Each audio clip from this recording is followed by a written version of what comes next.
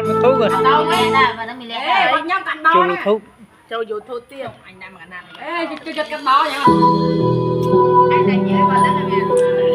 cho ra cắn đó cho cắn đó cho YouTube đây hả con thấy con cho YouTube đây cho thuốc bị đau chúng ta cho nó bắn lưới gì hả cho thuốc cô bắn lưới gì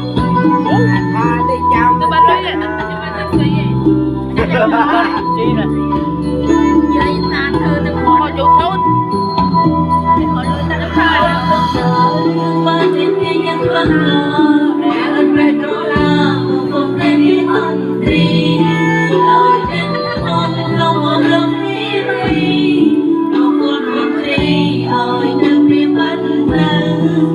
cái ai vậy